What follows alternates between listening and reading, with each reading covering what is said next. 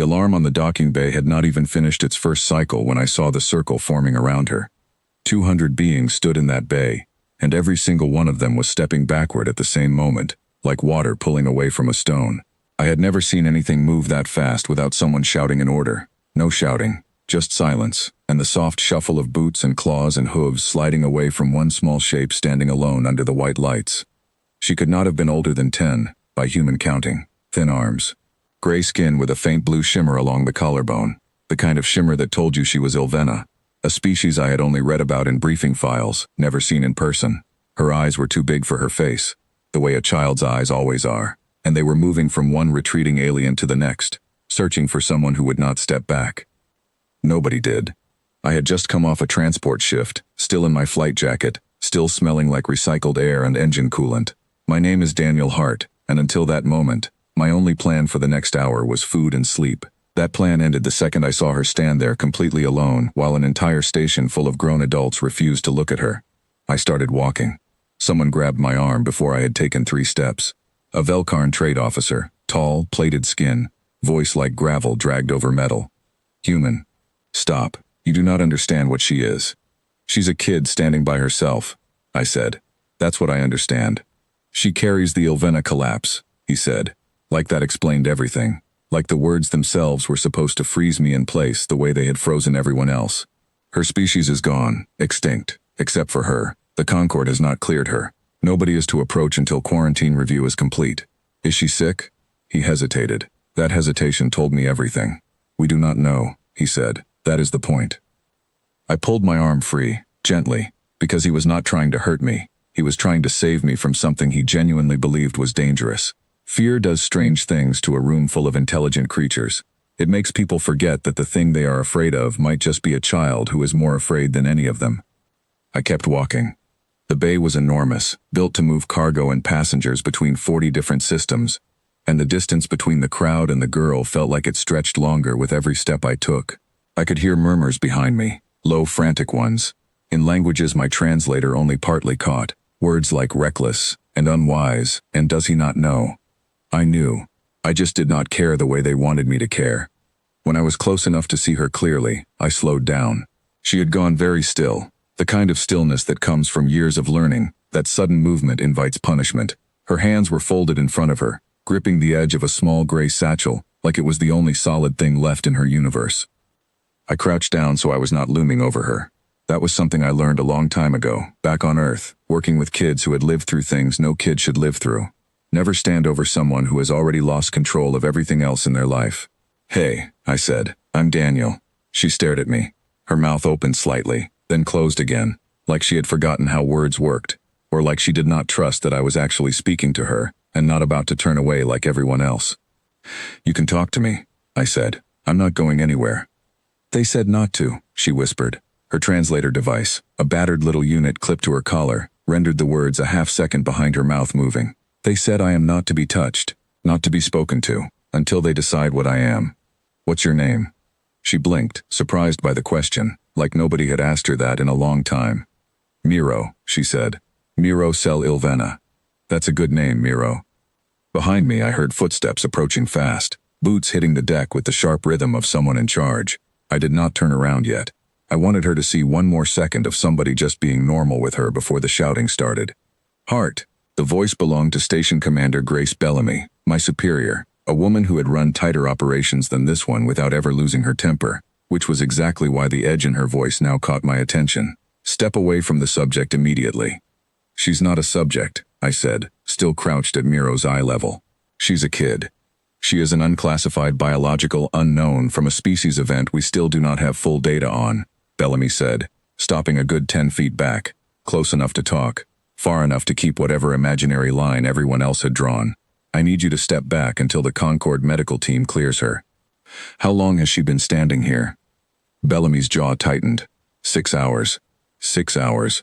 Alone, in a crowded bay, surrounded by beings who would not even meet her eyes, while paperwork moved slower than compassion. Has anyone given her water? I asked. Food? Silence. I looked back at Miro. Her lips were dry, cracked at the corners. 6 hours standing on a cold metal deck, watching every living thing near her flinch away. And not one person on this station, not one, had thought to hand a 10-year-old a bottle of water while the adults debated what she might be. Something in my chest went hard and quiet at the same time, the way it does right before I stop asking permission. I reached into my jacket, pulled out the water bottle I always carried on long shifts, and held it out to her. "Here," I said. "It's just water, I promise." Miro looked at the bottle, then at me, then past me at the wall of people who had not moved an inch closer in 6 hours. Her hand came up slowly, like she expected me to pull it back at the last second, like kindness was a trick she had learned to be afraid of. When her fingers closed around the bottle and I did not take it away, something broke in her expression. Not tears, not yet. Just a kind of disbelief, the look of someone realizing a rule they had accepted as absolute might not actually be true. "Why?" she said quietly. "Are you not afraid of me?" "Should I be? Everyone else is." "Everyone else doesn't know you," I said. "Fear usually just means somebody doesn't have enough information yet." Behind me, Bellamy's voice sharpened again. "Hart, I am ordering you to step back. This is not a suggestion." I stood up, slowly, keeping my body between Miro and the crowd, not out of defiance for the sake of defiance, but because somebody in that bay needed to be the wall instead of the distance for once. "With respect, Commander," I said, "I'd like to understand the actual danger before I follow that order." Bellamy's eyes narrowed, but I saw something else there too, something underneath the authority. She was tired. She had been managing this crisis for 6 hours while trying to keep 200 frightened beings from doing something worse than staring. "The Ilvena homeworld experienced a total ecological collapse 11 days ago," she said. "Every settlement, gone within 72 hours. The Concord's working theory is a bioweapon, possibly self-inflicted, possibly not. She is the only confirmed survivor. Until we know whether she is a carrier of whatever caused that collapse, protocol requires isolation and no physical contact." "And in 11 days, I said, has anyone actually run a scan on her? Or has everyone just been standing far enough away that they don't have to find out?" The silence that followed told me the answer. I turned back to Miro. She had the water bottle held against her chest with both hands now, like it was the most valuable object in the galaxy. "Miro," I said, "can I ask you something? Do you feel sick? Any pain? Any fever? Anything strange in your body since you got here?" She shook her head. "I feel scared. Not sick." "Scared isn't a disease," I said. "Scared is just what happens to anyone who's been alone too long." I looked at Bellamy. "There's a diagnostic scanner in the medical bay 2 decks up. It reads through clothing, no contact required. 15 minutes, and we'll actually know something instead of guessing." Bellamy hesitated, glancing at the Velkarn officer, at the small crowd of Concord representatives murmuring near the far wall, at the weight of every decision she was going to have to explain in a report later. Then she exhaled, long and slow, the sound of someone choosing to trust a person instead of a policy. 15 minutes, she said, "and Hart, if this goes wrong, it's my career and yours." "Understood." I held out my hand to Miro, not grabbing, just offering. "Ready to get out of this cold room?" She looked at my hand for a long moment. Then, for the first time in 6 hours, somebody touched her willingly, and she did not flinch away from it. Her small gray fingers wrapped around mine, and we walked together across that bay, past every alien who had turned their back on her, past every murmur and every wide, wary eye. Nobody else moved to help, but nobody stopped us either. The medical bay was quieter, warmer, and Miro's shoulders dropped an inch the second the doors closed behind us. Dr. Nolan Reyes, our station physician, ran the scanner along her small frame while I sat beside her, keeping up a steady stream of harmless conversation about nothing in particular, just to give her something to focus on besides the humming machine. The results came back in 11 minutes. No pathogens, no unusual biological markers, no trace of whatever had caused the collapse on her homeworld. Whatever had happened to Ilvena, it had not happened inside her body. She was, by every measurable standard, a healthy, frightened, exhausted child. Dr. Reyes looked at the readout twice before speaking. "She's clean," he said. "Completely clean. There's nothing here that explains 6 hours of quarantine protocol." I felt something in my chest loosen that I had not realized was tight. "Send that to Bellamy," I said. "And to the Concord officials, now." The news moved through the station faster than the fear had. Within the hour, the Concord medical team confirmed Dr. Reyes's findings independently. Miro was not a carrier. She was not a threat.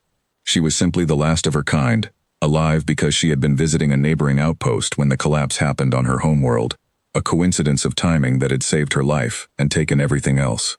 I brought her a proper meal that evening, in a small, quiet room they had finally assigned her instead of the open bay.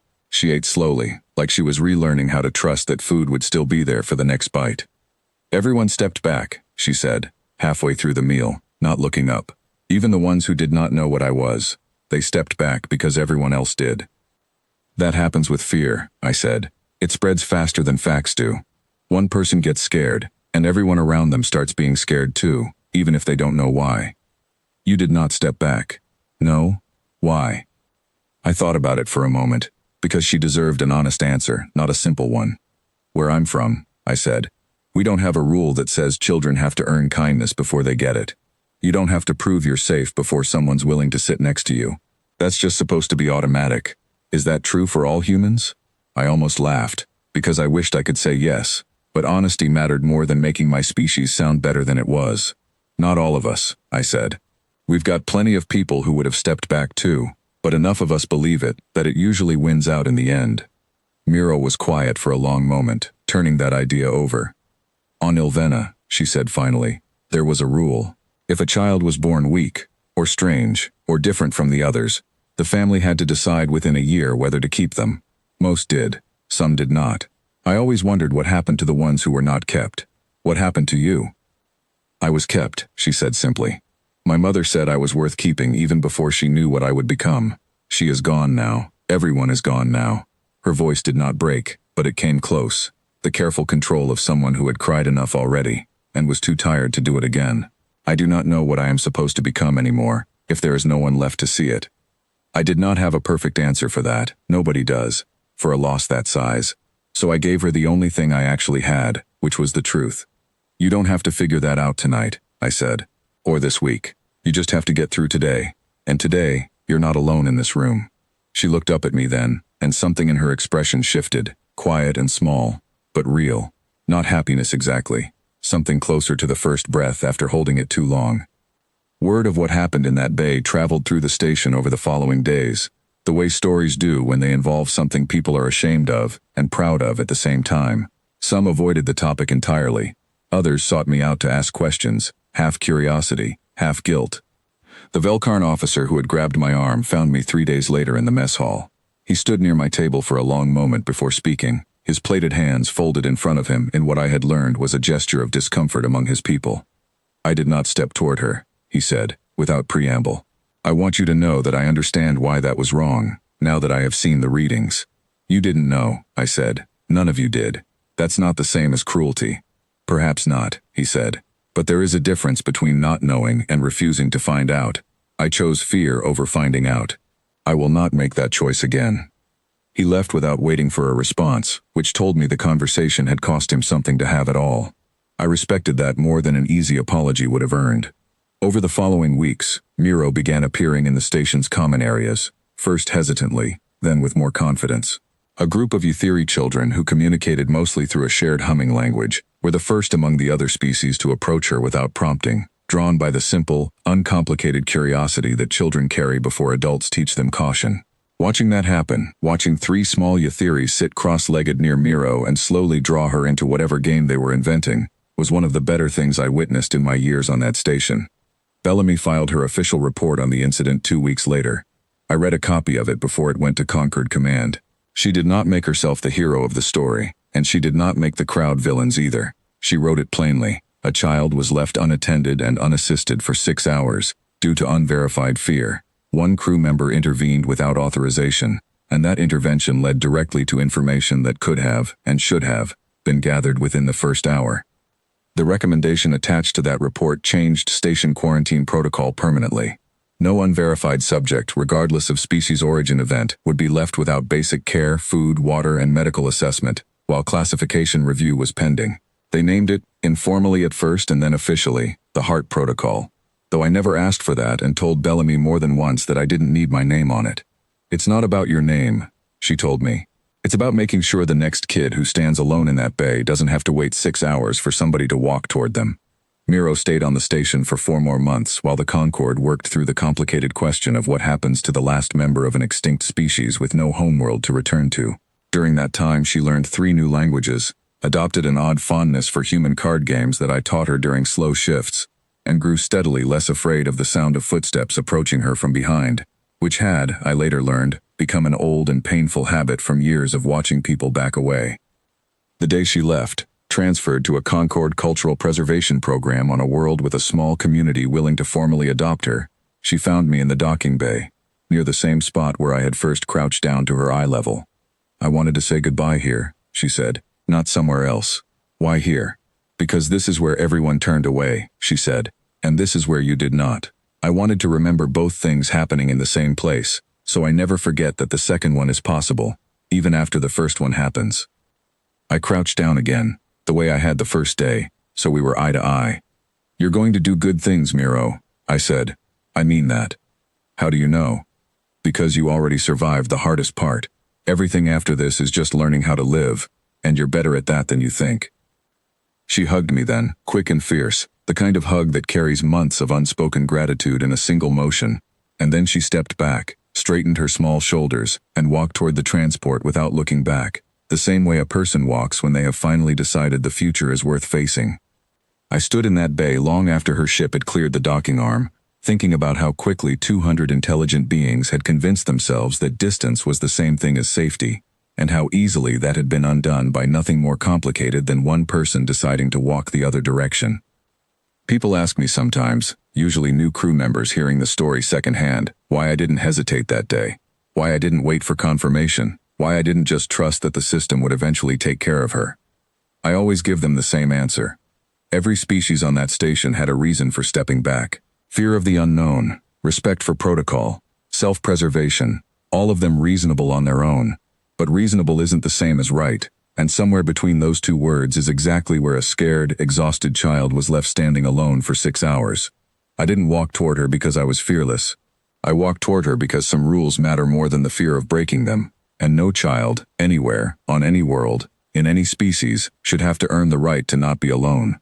That's not a human rule. That's just supposed to be a rule. We just happened to be the ones who remembered it that day.